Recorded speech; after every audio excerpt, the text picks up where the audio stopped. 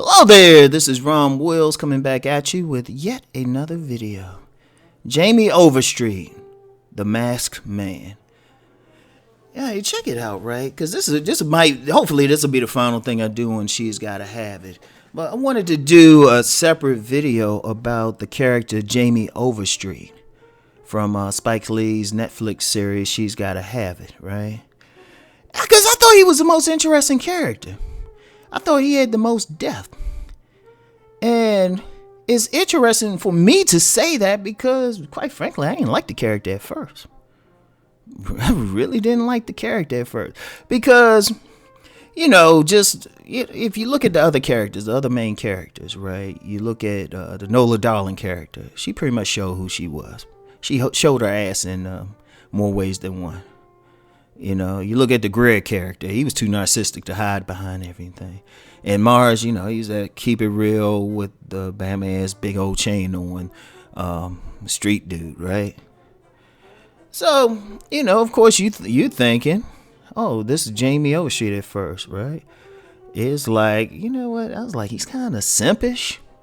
Because there was a scene in there where one of Nola's other men going to text her while, she in bed with Jamie.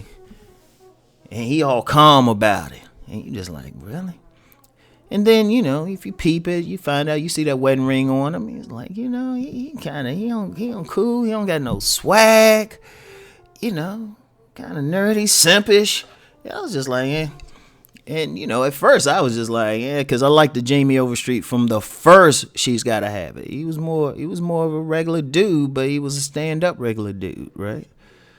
So, anyway, we get more into it. We can tell that Jamie's kind of corporate and everything, but then we find out, he got a business and everything. He's into finances. And then we find out a little bit more. I think, the thing about Jamie, you get a little bit more into his background, who he is. In fact, of all the characters, you get a little bit into Mars and, of course, Nola, but he was a secondary. He was like, the character that really, I think Spike Lee was saying something. It was like a message there. Once you get past his, I'll say, distasteful ways, I can't relate to it, right? But anyway, right? Found out it's a business. Then you find out he's married, but he's kind of, you obviously knew there was some issues with his wife, but then you look at his wife, and I thought this was a deep thing. Now, at a quick glance, she looked like a white woman, and I know some people probably watched it without really looking at her and say, oh, man, he with that white woman, but she turned out to be like a member of the black elite. And, as they interact, you find out he isn't quite from that same background because she had a habit of putting him down and calling him ghetto. And then you're just like, oh, wait a minute, he got more to him. But then you find out later he was like that poor kid who went to a private school. You have a lot of young black boys. They in impoverished backgrounds, but they real smart. They able to get a scholarship or something to a prestigious school. And that happens constantly. There's a lot of scholarships out there. But, sometimes, the poor kid can have some issues in the neighborhood or even adjusting around some more affluent kids who in their own way, they can be just as terrible, just in a different type of way. Right? And as you see, it's like, okay, it's more complications. There was a scene. It's apparent that even the home they lived in, his wife, Cheryl's family helped him get it. And then, you kind of wonder, what was it? Well, maybe he had that little street thing that turned her on or something. He had that street thing. He still had that street thing. You ain't gonna stamp it out too much, but he was still striving to be more affluent. And then, in fact, later on, he made a reference to golfing with President Obama. He didn't really do it, but his character. So that's telling you something. He's been up to Martha's Vineyard and all of that. So he's like, wait a minute, this dude up there. This dude, and he worked for it. But he still had that kind of,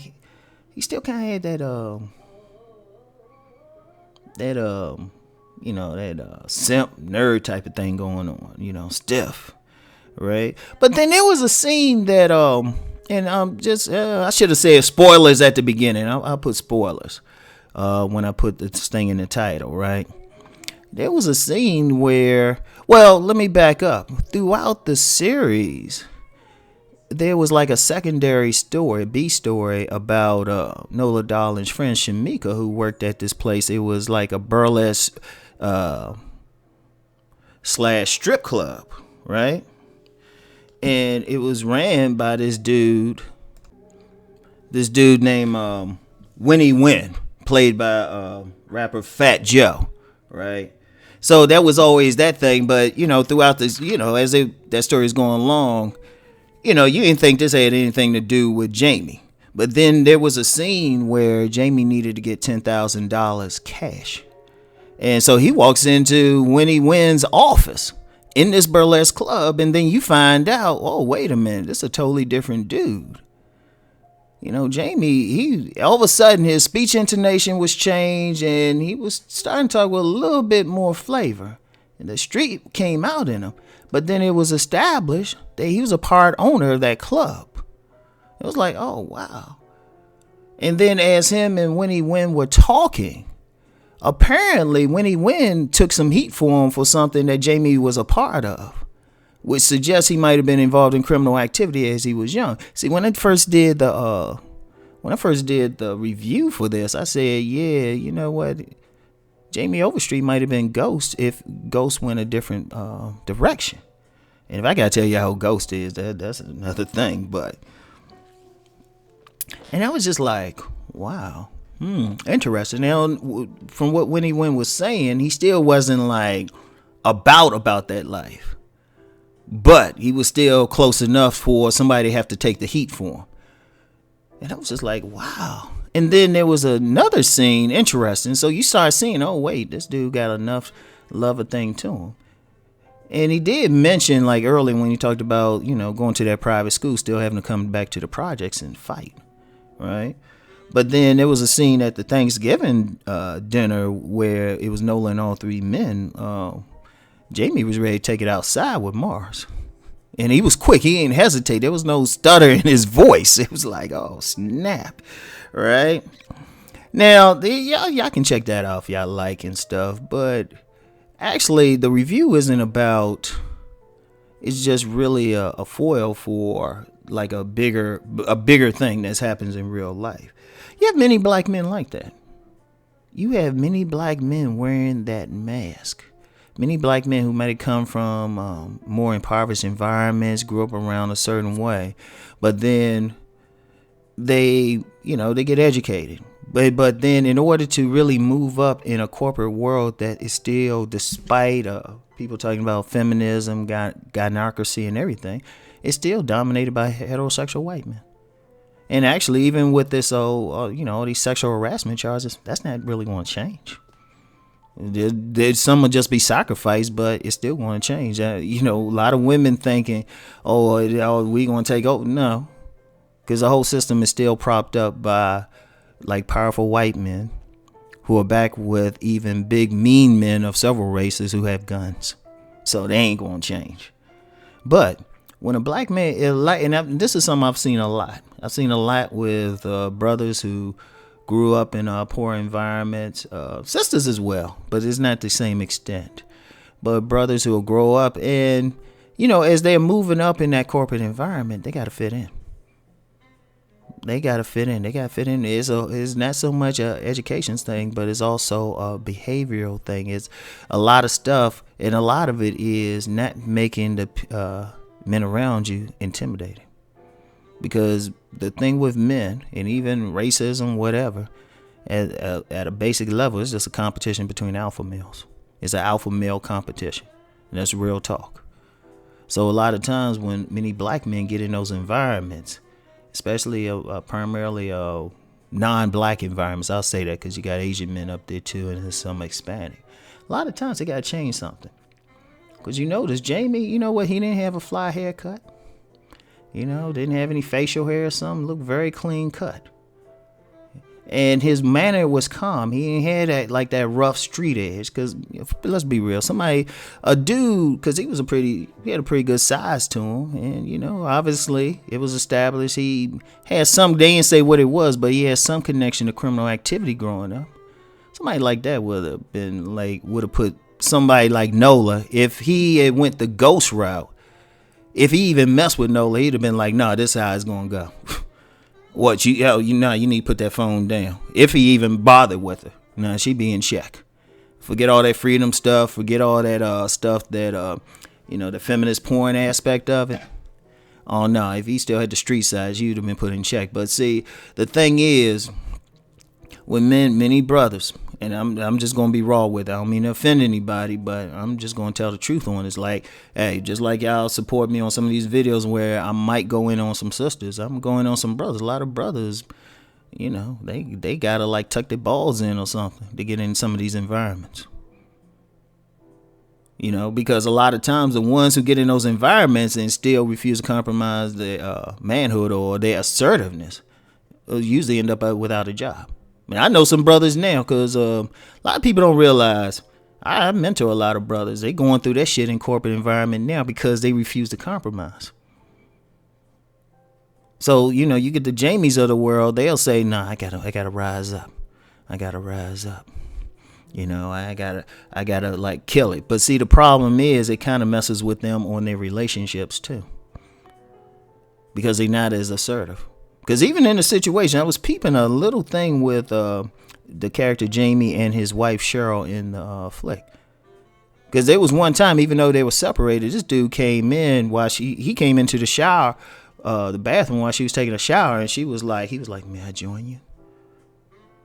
And shoot, at first she was shocked, but then she was like, yeah.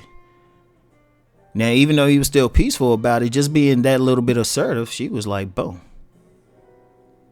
She was like, boom. But see, a lot of times that kills it. See, the one thing about that mask, you putting on a mask, especially for black men, it's a hurtful thing. See, that's one of the reasons why. That's one of the reasons why I'm like self-employed. Because trust me, Uncle Ron probably, there's been many, I've been in that type of environment and I wasn't like that keen on compromise. Seriously, yeah, because that's a tough thing to do. But then, like I said, some brothers that come from that environment and, not only they compromise it, but then they wearing that mask. So, you know what? That's a real thing. I like the angle. In fact, I'll be honest. I'd love to see a spinoff where it focused on Jamie in his past. I love it. I think it, because like Nola Darling's story, some people talk about, hey, I can't wait to see season 2. I can. I'm serious, I can. And, I definitely would want to see Greer again, because he ain't sure where he want to go. And Mars, well, yeah. But I think that would be an interesting series just on Jamie and just other men similar men in that environment, because that's the way they would have to do it. It couldn't just be on him. And then they would have to show more his street side or something, or more of the deepness. Because if you think about it, right, that's deep. That's deep. This dude making money like in a more respectable way, doing finance or whatever it was. But then he's a silent partner in what's basically a strip club. Yeah, I know they're doing a burlesque and everything, but he's making money in that. So it's just like, that's interesting.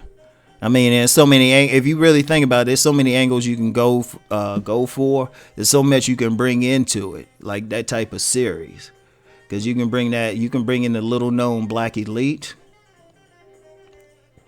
or you can deal with more of that street side, and especially his past. Because like I said, the very strong hint was that he done something that somebody else took the weight for. So anyway, right, that's it. Check it out, think about it. And like I said, I'm going to say it again. I know a lot of people saw the first few episodes and weren't feeling it, but I'm like, man, just keep watching. Keep watching. I'm like, that is a very interesting characterization. And like I said, a lot of dudes might not feel it because he's simping and all that stuff. But you know what? That's good storytelling, though. If you can love or hate a character, that's good storytelling. So anyway, that's it for this one. I'll talk to y'all later. Peace.